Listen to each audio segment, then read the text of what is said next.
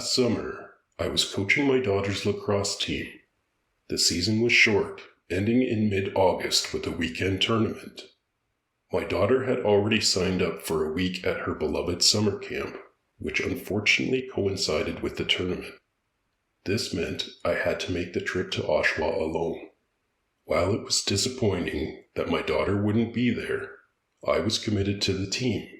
Our home was quite far away from the tournament location, making daily commuting impractical. Most families were staying at a hotel to make it easier for the girls to hang out and for the parents to socialize during the event. Since I was traveling alone, I wanted to avoid spending too much on a hotel room. I decided to give Airbnb a try and found a rental for around $100 a night, significantly cheaper than the hotels. As the tournament weekend approached, I found myself stuck at work, delaying my departure until after dinner. By the time I got close to the rental location, it was dark. The address led me to a neighborhood that raised alarm bells. The buildings were dilapidated, covered in graffiti, and residential properties were strewn with garbage and debris. Eventually, I found the address and parked my car in front of a battered vehicle that belonged to the owner's boyfriend. The instructions had been clear, as the boyfriend needed early access to his car. The owner also mentioned living upstairs with her boyfriend and toddler. Despite the ominous surroundings, I decided to brave it. Approaching the side door, I struggled to use the code provided by the owner. The eerie feeling of being watched overcame me as the door remained locked. The nearby security camera intensified my discomfort. No one emerged to assist me, even after I knocked on the door. A creepy silence made me question whether I was indeed at the right location. I messaged the owner through the app, informing her of my difficulties. Anxious in the dim light, I awaited her response, but it never came. I felt awkward standing there at night in the dark and scrutinized by the unseen eyes of the neighborhood. After what felt like an eternity, the owner finally replied with an apology and a different code. Upon entering the apartment, I was immediately struck by a nauseating smell, a mix of stale smoke and mold. The dimly lit landing offered little reassurance, and I had to use my phone's flashlight.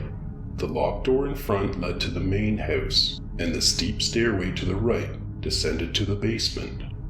The odor grew stronger as I descended the stairs, which led me to a laundry room. In a corner, beside the washing machine, there was a locked door to the apartment. The grimness of the place was overwhelming. I ventured into the bathroom, where a sign warned, "Do not shut off exhaust fan." Upon opening the bathroom door, the overpowering stench of mold made me gag. The cramped space, lacking any ventilation, was dark and dingy. The bathtub and shower looked as though they belonged in a horror movie, with cracked grout and outdated, scratched pink porcelain.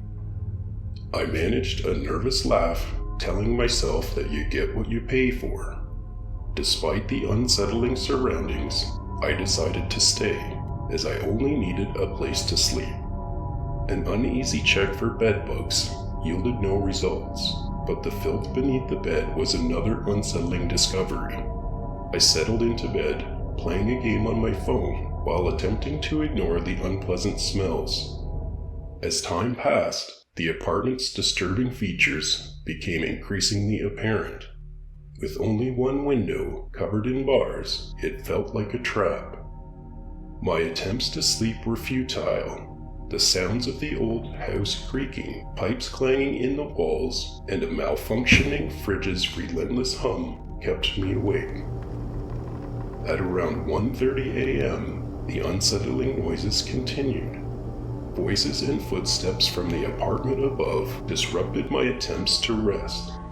The heated argument and the loud, agitated voices made me wonder why they were still awake. It was perplexing, especially considering they had a toddler. I tried to eavesdrop, but the words were too muffled.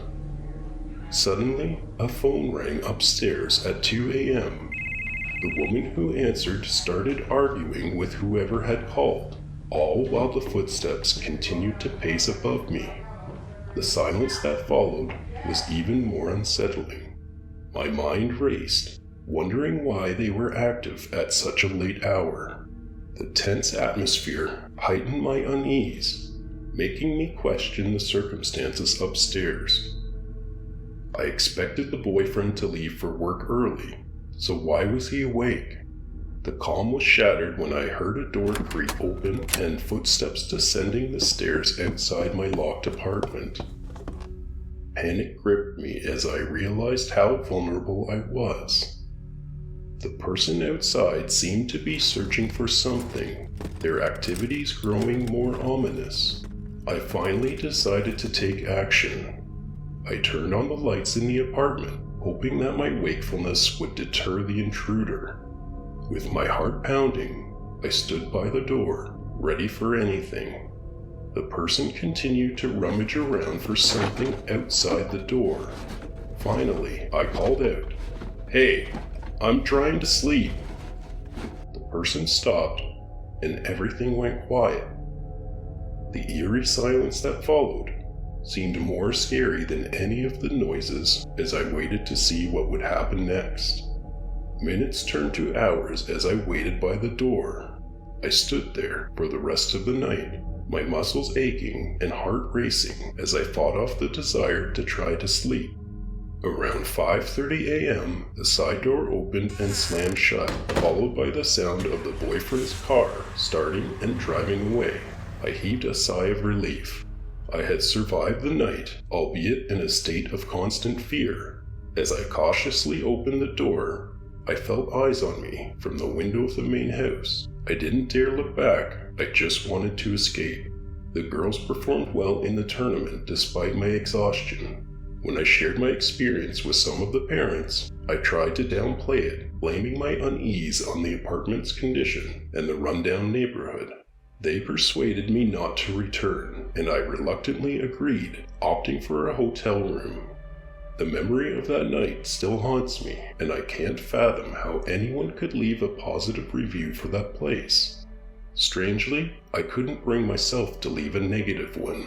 I deleted the Airbnb app, attempting to put that eerie experience behind me. It will be a while before I try Airbnb again.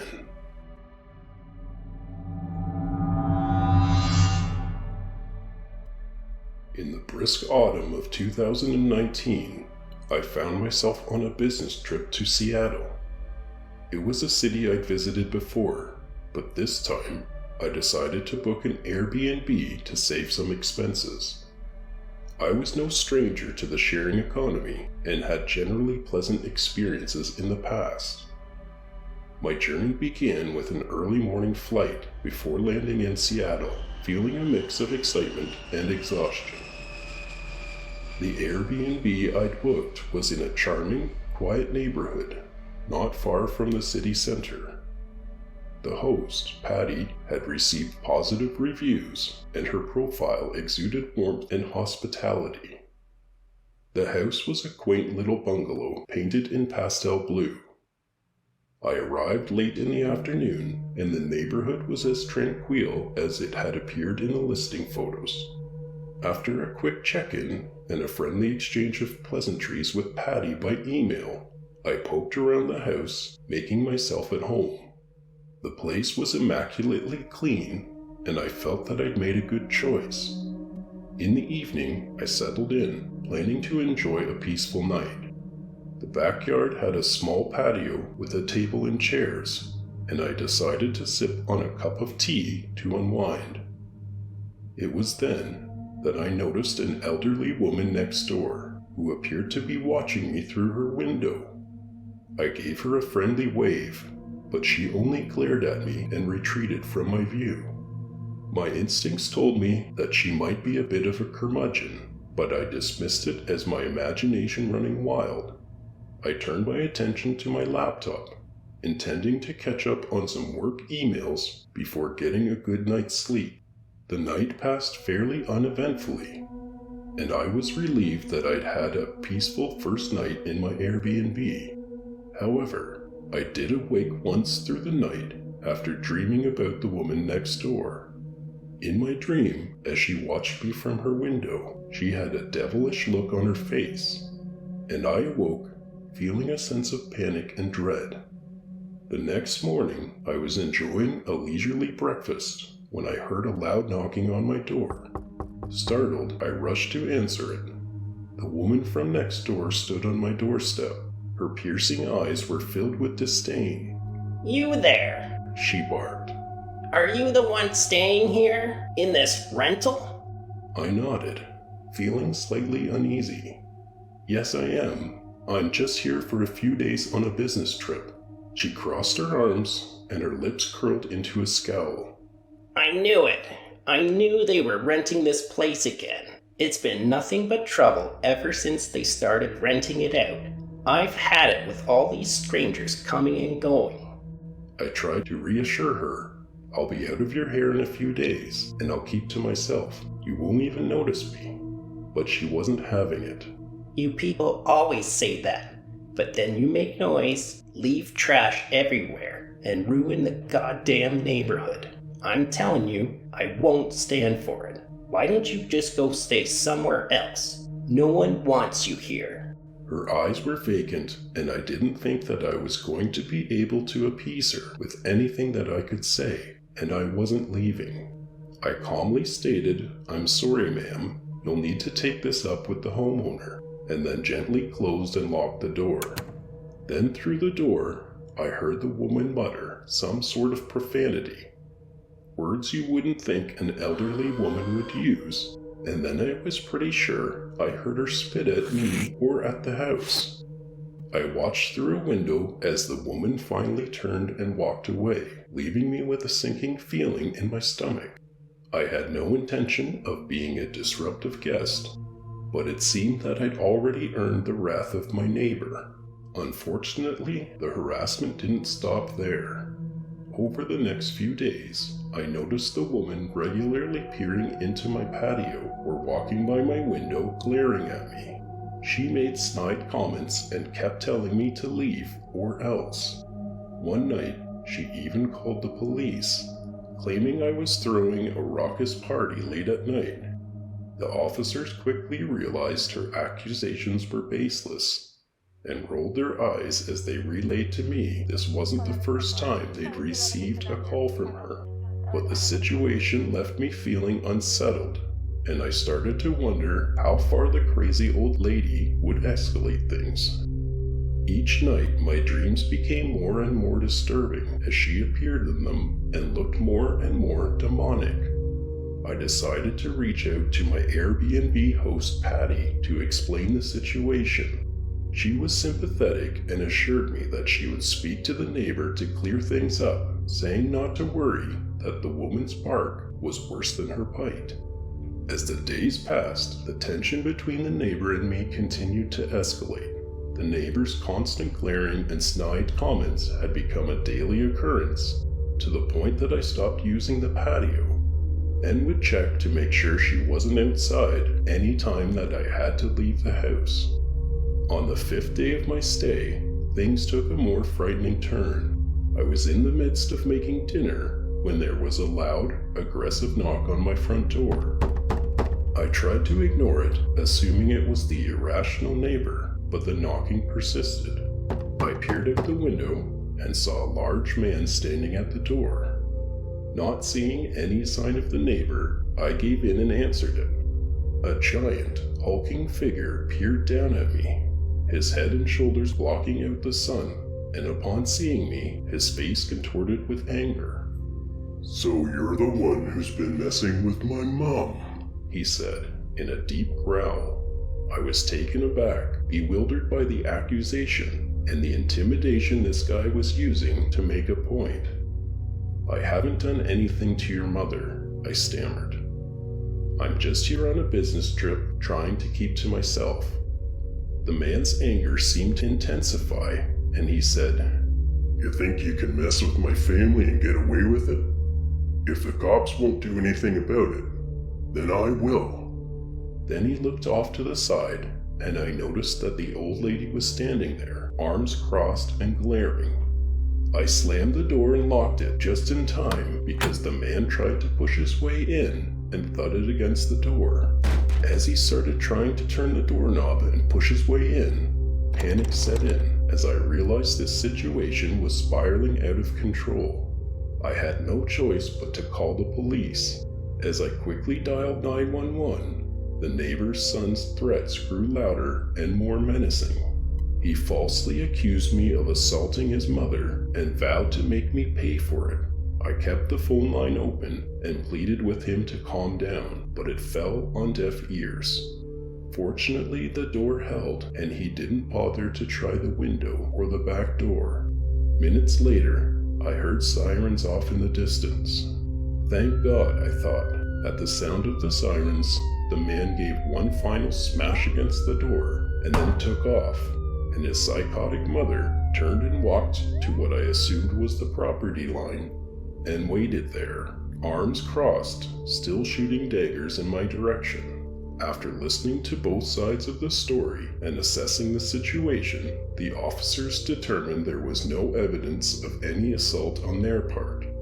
The neighbor's accusations were baseless, and her son's aggressive behavior had been unwarranted, but because he fled, there wasn't much they could do. The officers stayed for a while to ensure the situation remained calm, and I messaged Patty apologizing, but I couldn't stay there any longer. It just didn't feel safe, and I requested some of my money back. I packed my belongings and drove away from the tumultuous neighborhood. As I left, the neighbor watched from her front lawn, her expression still filled with resentment and anger. It was a relief to leave behind the hostile environment. To this day, I really don't know what that lunatic's son would have done if he'd been able to get into the house that night.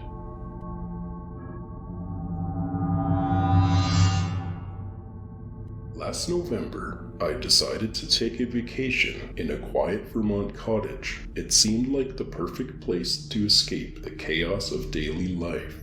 The host, Elizabeth, had a friendly profile picture. All her reviews spoke highly of the cottage's cleanliness and her kindness. But when I arrived, I was hit with a terrible smell. Garbage and feces. The place was a mess. Nothing like the pictures. I messaged Elizabeth, who explained that she had a family emergency and couldn't clean the place between when the last guest left and my arrival. She offered to refund my first night's stay and promised to clean the next day. I agreed, but my disappointment stayed with me. I spent most of the day outside in a comfy lounge chair on the front porch while I left the windows open to air the place out. Things were going okay until I went into the bedroom to get ready for bed.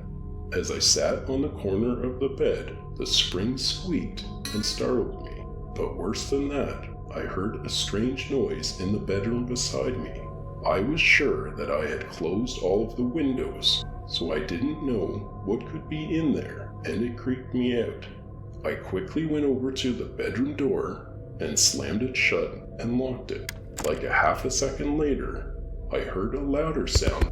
I called my friend, who told me that I was probably just imagining it, and that old houses and old cottages all have those creepy noises.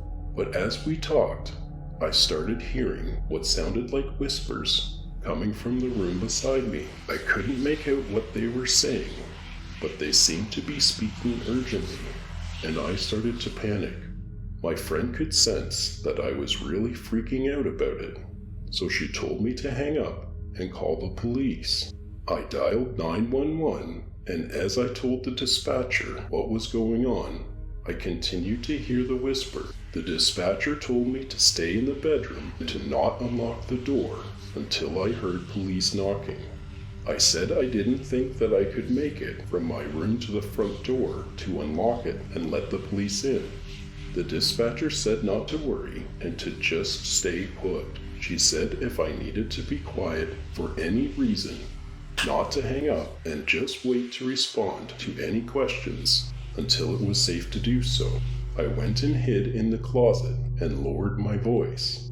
I wanted to keep talking to the dispatcher because that was the only thing that was keeping me from having a full-blown panic attack. The whispers seemed to go away, or at least I couldn't really hear them from the closet. After about 15 minutes, the police arrived and forced their way in.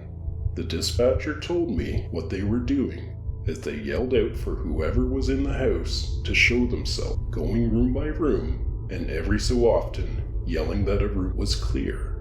Finally, there was a knock on the bedroom door, and the officer said it was the police. I left the closet and ran to the door to unlock it. I started to cry and gave the officer a big hug as my emotions got the better of me. I thanked the dispatcher and hung up the phone while the police looked around outside, and one of them sat with me in the living room. After about 2 hours of thorough searching, they finally called it and said there was no sign of anyone in or outside of the house.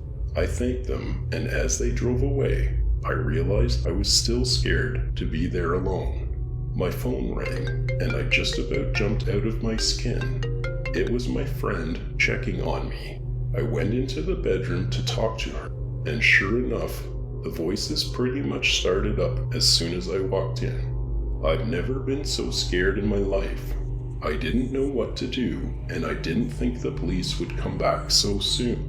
My friend told me to just leave and go get a hotel room. I was too scared to leave the bedroom though. She asked if there was a window, and I said yeah. So I grabbed my stuff and slipped out the bedroom window as quietly as I could, and then ran to my car, not daring to look back at the cottage. The next day, I talked to Elizabeth and told her about my terrifying experience. She said that it was weird, and no one had ever said anything like that had happened before. She was going to the cottage to clean, as she promised, but I said I wasn't going to be staying there anymore. I arranged with her that I'd stop by later in the afternoon to get the rest of my things. She tried to convince me to stay, but I was done with that place. Later, when I stopped by to get my stuff, Elizabeth gave me this strange story about finding a baby monitor that the last people left behind. Apparently the receiver part was in a drawer in the other bedroom, and the other part, the part that sends the signal, was jammed down beside my bed, out of sight. She said when she was cleaning, she could hear static noises, and that's when she noticed when she made any noises in my bedroom that the sounds came from the other room, and she poked around and found the devices. Mystery solved, she said. But even if that was truly the cause, I wasn't going to put up with anything else there. Just got my things and left. I have thought about that night a lot since then, and I can't help but thinking that there might have been someone in that other room.